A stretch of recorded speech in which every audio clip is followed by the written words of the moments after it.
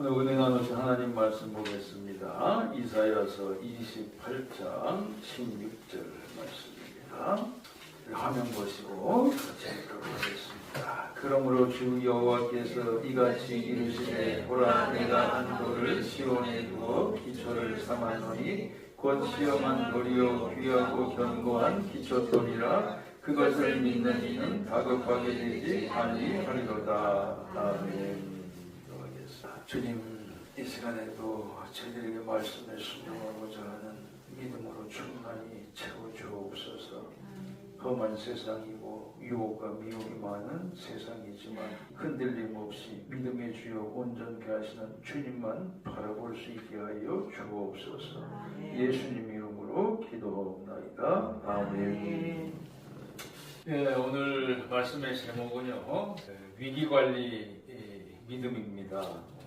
오늘 그 본문의 말씀이 개인을 대상으로 한 말씀이 아니고요. 사실은 이스라엘 민족의 지도층에게 하나님이 주신 말씀이에요. 그러니까 이사야 선지자는 이 말씀을 들고 지도층 앞에 가가지고 외면받을 수 있는데 외면받는 게 뻔한 것을 알면서도 그들 앞에 가가지고 오늘 말씀을 담대히 선포하게 되었던 겁니다. 왜 그런가? 윗물이 맑아야 아랫물도 맑다고 나라가 제대로 되려면 지도층이 먼저 깨어있지 않으면요, 일반 백성들은 지도층의 작은 잘못된 판단 하나만 가지고도 크게 고생을 할 수가 있기 때문에 그렇다고 하는 거죠. 그래서 하나님께서 예언자들을 들어서 선포의 말씀을 하실 때 보면 항상 지도층서부터 잘못된 것을 선포하도록 그렇게 만들어 놓으신 겁니다. 그게 효과적인 거죠. 안전한 내 인생이 안전한 인생인지 그렇지 않은지를 알려면, 우리나라가 지금 안전한지 안전한 불안한 건지 알려면 뭘 통해서 알 수 있느냐면요, 위기를 통해서 확인을 할 수가 있어요. 위기에 대해서 세상적인 대처 방법이 뭐냐? 세상에서는 보험을 들라고 이야기합니다. 이것저것. 그러나 그 보험도 나라가 총체적으로 위기에 빠지면 소용이 있을까요? 없을까요? 그 소용 없습니다. 연금도 일찍 떨어지면 그동안 애써서 모아놓으신 분들이 그거 하나 믿고 살았는데 이거 크게 난망할 일을 겪을 수 있다고 하는 겁니다. 그런 면에서 사실 우리 성도님께서 굉장한 부자들이세요. 사실 연금 가진 것보다도 농사기술 하나 갖고 있는 게 큰 부자입니다. 사실은. 항상 자부심을 가지시기 바랍니다. 그게 아무나 가질 수 있는 것이 아니기 때문에 그래요. 우리나라 역사상 최고의 지지율을 갖고 있던 대통령이 있었어요. 그 당시에 지지율이 92%였습니다. 근데 바로 IMF를 맞은 대통령이기도 했어요. 최고 지지율 92%였다가 나갈 때는 6% 지지율밖에 못 받았어요. 위기에 약한 건 진짜가 아니에요. 진짜가 아니에요. 우리 믿음도 마찬가지예요. 내가 잘 믿는 것 같아도 정작 큰 시험 앞에서 무너지면 그건 믿음이 약한 겁니다. 민족의 선지자이면서 외교관 출신의 국제 선지자였어요. 이사야 선지자는. 그래서 말을 능수능란하게 잘하는 사람이었습니다. 소명받고 나니까 그게 제일 하나님 앞에 잘못됐다는 걸 알았어요. 그래서 자기 입술이 부정해서 못하겠습니다 하니까 하나님께서 천사들을 보내가지고 스랍들을 보내서 성령의 숯불로 저희 입술을 정화시키는 사건이 처음에 나오게 되죠. 이사야 선지자는 성경 속의 왕들, 이사야 선지자가 5 왕을 다 대해본 사람이에요. 성경 속의 왕들도 다급함 앞에서요, 다 처신한 바가 다 달라요. 그런데 그 위기 때 어떠한 믿음을 갖고 대처했느냐에 따라서 그 사람이 훌륭하기도 했고 그렇지 않고 그동안의 업적이 무용지물이 되기도 했던 겁니다. 제일 대조적인 사람이 사울왕하고 다윗왕이에요. 똑같이 인생에 큰 위기를 만났는데 대처하는 방법은 완전히 달랐습니다. 사울 왕은 조금 잘 되고 나니까 무엇부터 했느냐? 하나님 말씀부터 버렸습니다. 하나님 말씀을 버리니까 빈집의 위기를 겪게 되는 거죠. 네. 말씀을 버리면 하나님도 저를 버리도록 되어 있는 거예요. 우리도 마찬가지예요. 하나님 말씀을 버리면 우리는 고아와 같이 버려지는 것입니다. 그러면 버리면 자유로운 게 아닙니까? 그건 잠깐의 육신적인 자유에 속해요. 예수님께서 말씀하신 귀신 하나가 하도 무료하고 심심해서 잠깐 놀러 나간 사이에 와서 보니까 깨끗이 치워져 있는 걸 보고 자기 친구를 더 데려와가지고 7 귀신이 들어오니까 그 사람이 먼저 꺼낸 귀신 하나만 가지고도 힘들게 살았는데 7 귀신이 들어오니까 도대체 인생이 헷갈려서 못 사는 거죠. 바로 그것하고 똑같습니다. 사람은 둘 중에 하나예요. 거기에 거룩한 성령이 들어가서 다스리가지고 그 사람을 깨끗하게 하든가, 그렇지 않으면은 온갖 악한 영이 들어가가지고 저를 이렇게도 부리고 저렇게도 부리고 하는 것, 그 둘 중에 하나라고 그 말입니다. 사울은 누구부터 찾아갔느냐? 하나님부터 찾지 않고 점집으로 갔어요. 엔돌의 신접한 여인에게 갔다고 하는 거죠.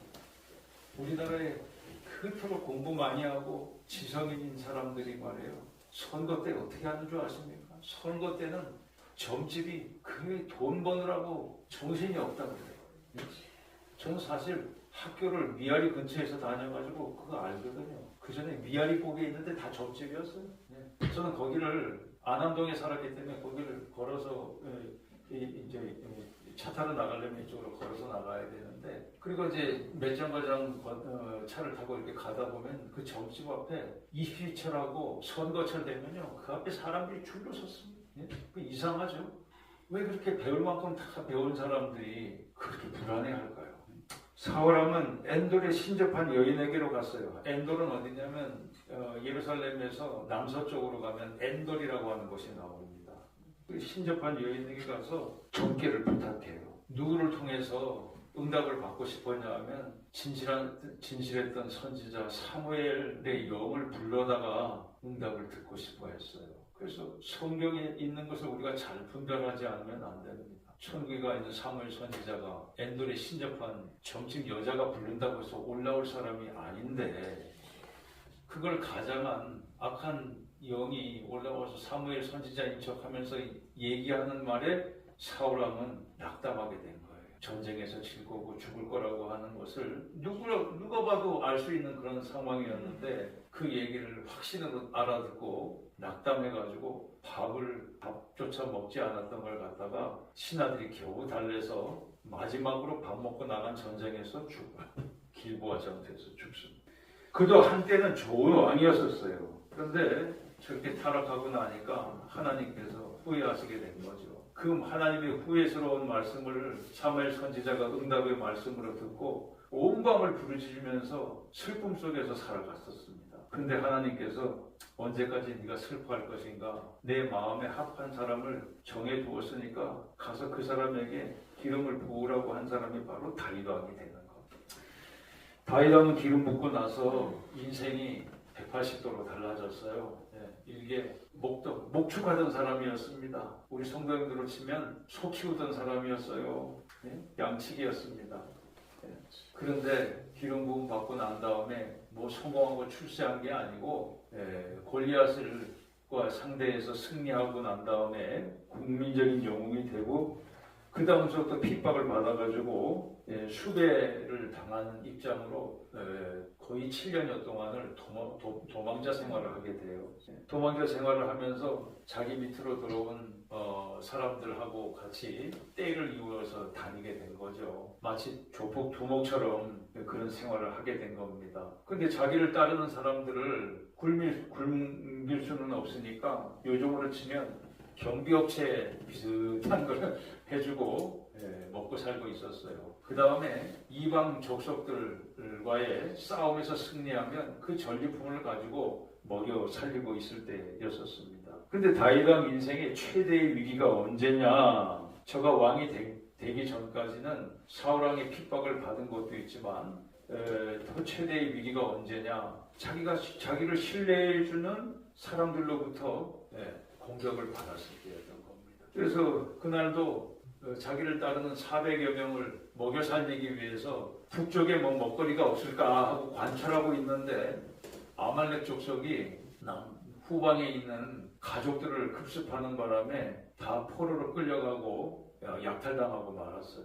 그러고 나니까 어저께까지 다윗을 그렇게 존경하고 따르던 백성들이 자기 처자식들을 빼앗기고 나니까 눈이 확 돌아가는 겁니다. 다윗 왕을 돌로 쳐서 죽이려고 했는데 성경에는 뭐라고 되어 있냐면 다윗 왕이 궁급하였으나 그러나 하나님을 의지해가지고 힘을 얻었다고 되어 있는 겁니다. 그래서 우리가 위기 때에 무엇부터 해야 되느냐?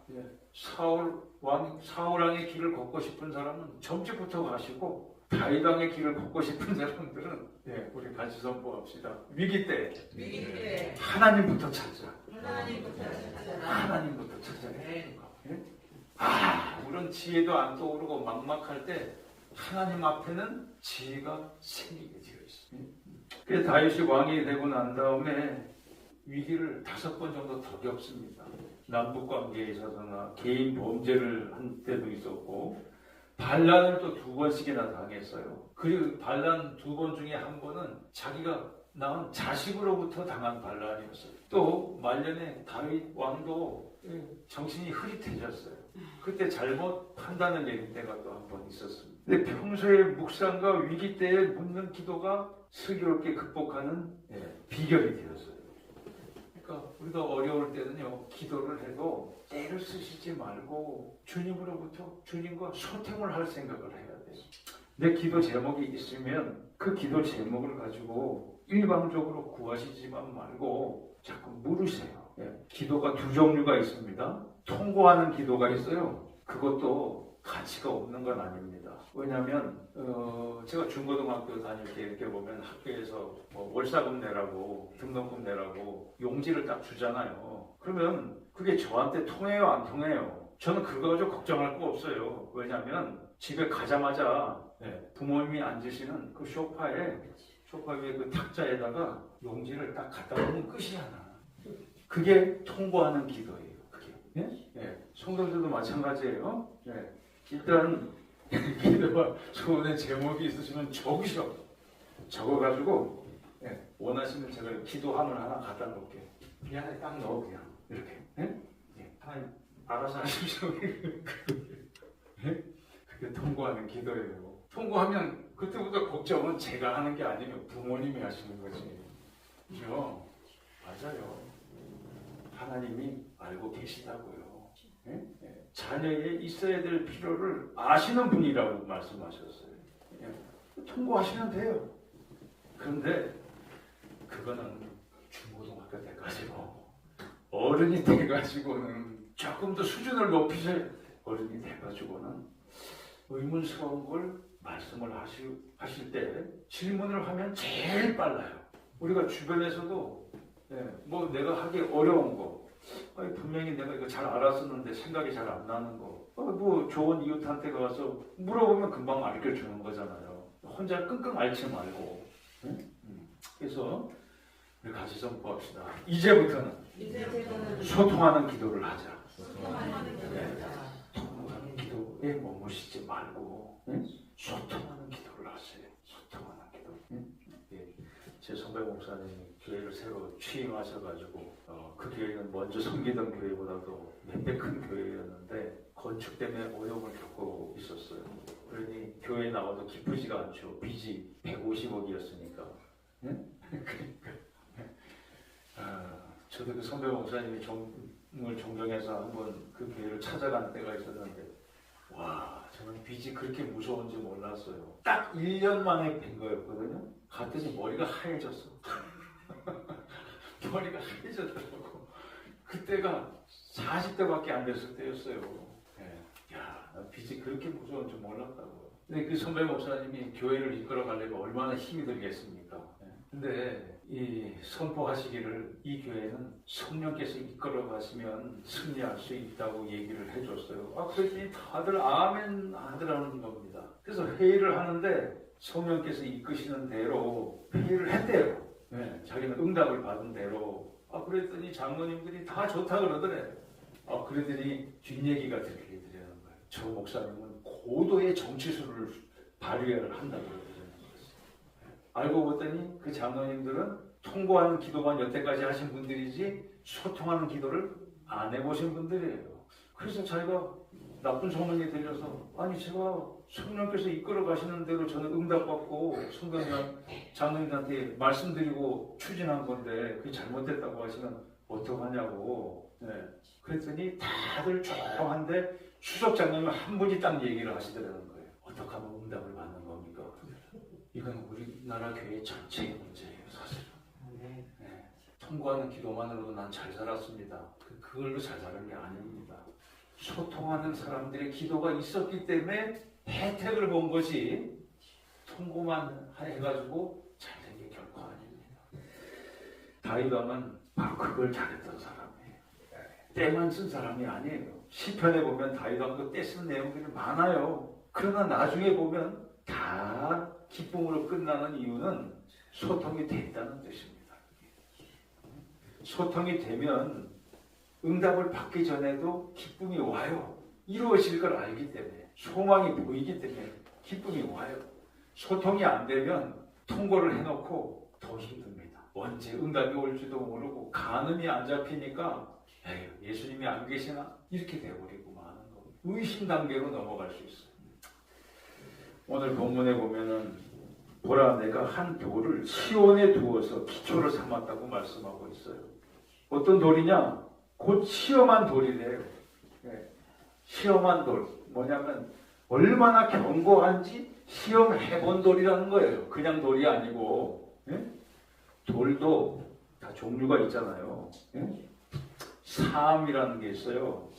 모래로 된 돌입니다. 모래가 오랫동안 퇴적돼가지고 돌이 된 거예요. 그거는 약해가지고요.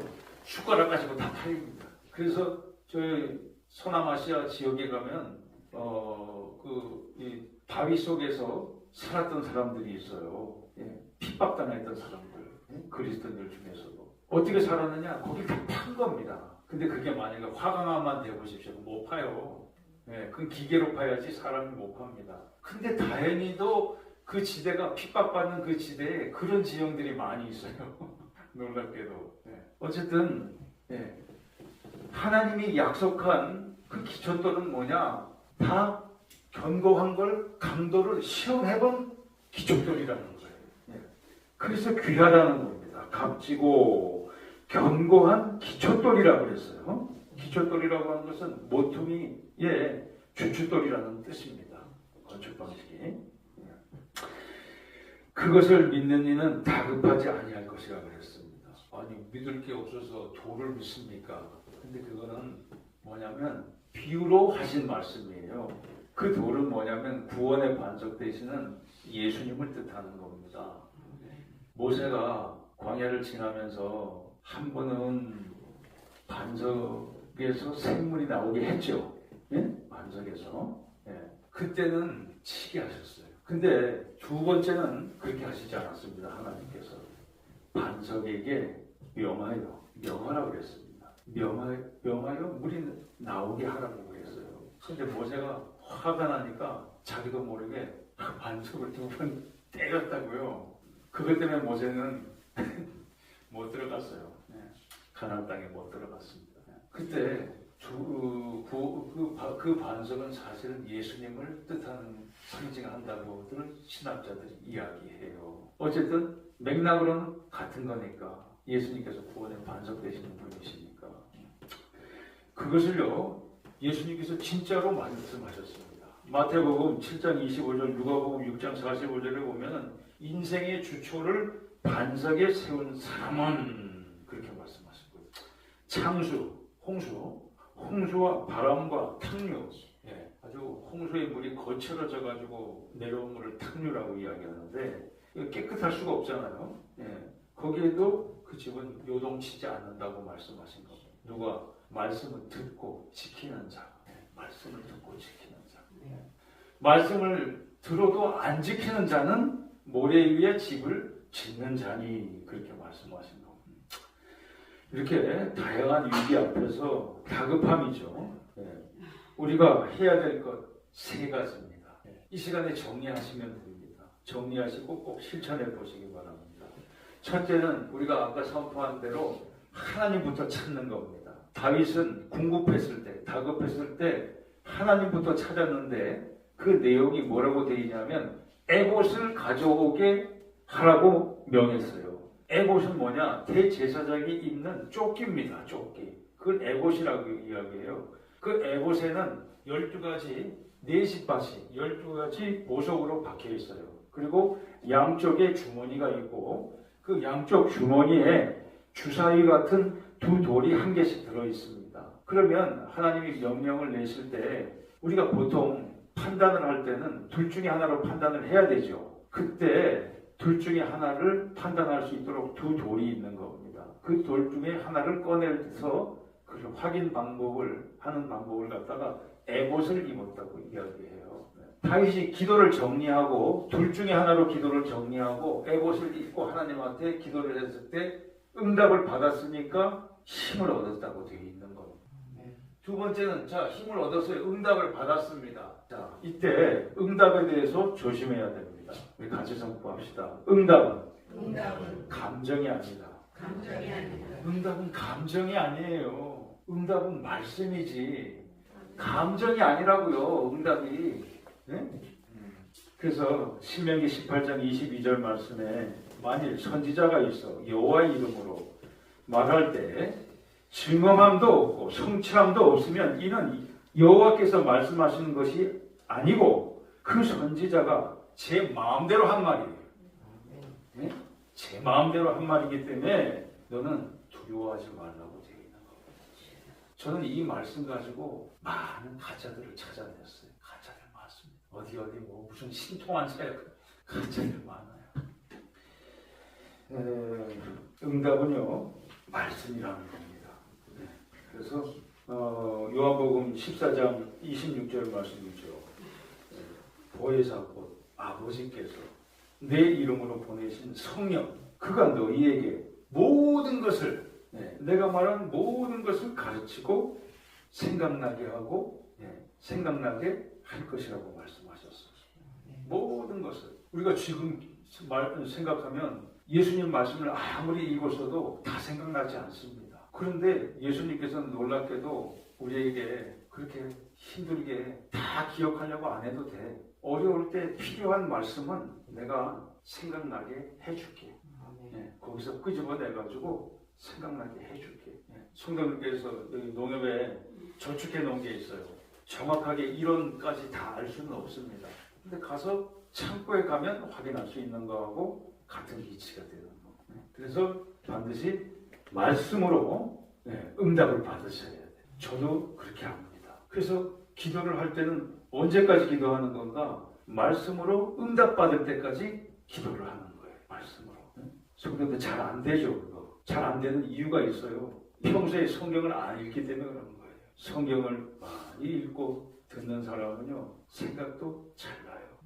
안 읽고 안 읽는 사람, 담 쌓고 사는 분들은 거의 안 들립니다. 그게 안 들려요. 자, 이제 성도님께서 수준이 높아지셔가지고 말씀으로 응답받는 게 훈련이 됐어요. 그 다음에 뭐 할까요? 우리 같이 선포합시다. 암송한다. 왜? 말씀으로 응답을 받았어도 온갖 방해가 옵니다. 어떤 방해가 오는가? 말씀을 의심하게 만들라고 방해가 와요. 그럴 때는 어떻게 합니까? 내가 잘못 응답받았나? 다른 말씀이 또 있나? 그러기 전까지는 말씀을 의지하셔야 됩니다.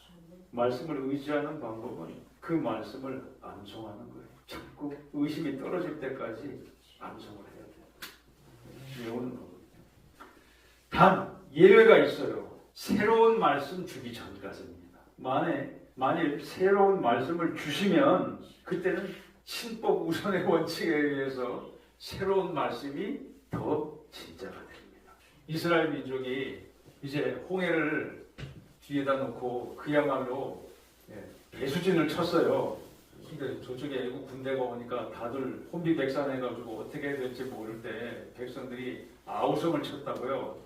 모세가 있다가 하나님이 구원해 주신다 그랬으니까 염려 말고 기다리라고 그랬어요. 모세가. 큰소리 땅땅 쳤다고요. 근데 아무 조짐이 안 보여.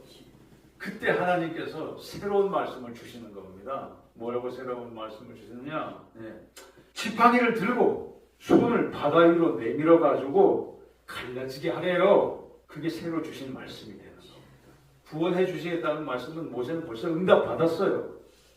그래서 믿고 의지하고 그것만 암송하고 있는데 안 갈라져. 아무 일도 안 일어나요. 백성들은 아우성을 치고 있는데 그때 돼서야 하나님께서 새로운 말씀을 내리신 거예요. 지팡이를 앞으로 쭉 내미니까 홍해가 갈라지게 된 겁니다. 새로운 말씀을 주실 때까지는 의심치 마십시오. 그 세 가지예요. 그래서 이게 뭐냐면 믿는 사람들의 특혜가 되는 겁니다. 그래서 누가 다급하게 되지 않는다는 뜻입니까? 이 습관이 된 사람은 다급하게 되지 않는다는 뜻이에요. 아예 당하지 않는 보장을 받게 되는 겁니다. 그래서 새해는 우리 성도님께서 평소에 이 뭐냐면은 다급할 때 말씀을 주시죠. 그런데 평소에 주시는 말씀 똑같이 중요합니다. 똑같이. 그래서 잘 생각하는 방법은 평소에 잘 묵상하시다가 그 다음에 결정적인 순간에 받은 말씀은 반드시 의지하는 것. 그러면 한 해에는 이게 생활화가 돼요. 저 시흥에 황금전 교회라고 탈북민들 교회가 있습니다. 인원들은 많지 않죠. 지금은 더 많아졌겠지만 그 당시에는 많지 않았습니다. 가난하신 분들이. 근데 그 교회는 예배 시작 전 1시간 전서부터 말씀을 읽고 들어옵니다. 예배 시작 전. 아무리 늦게 온 분들도 30분 전에 와서 말씀을 읽고 있어요. 그 교회는 그렇게 얘기한다 그래요. 뭐 시험거리가 생기면 그래? 당신 성경 몇 번 읽었어? 한 번 읽었어요. 그러면 한 10번 정도 읽으면 시험이 물러나. 그렇게 경험담을 얘기하는 교회예요. 여름 수련회도 가면 2박 3일 동안 말씀만 보고 나옵니다. 평소에 그게 훈련이 되어 있어요. 그리고 생각나게 해주시는 말씀은 한 가지로만 가지고도 만족합니다. 새해는 이렇게 되면 우리는 예측 가능한 은혜를 누리게 될 줄로 믿습니다. 아멘. 다급한 일은 생기지 않는 보장받는 믿음이 되시기를 주님의 이름으로 축원합니다. 아멘. 오늘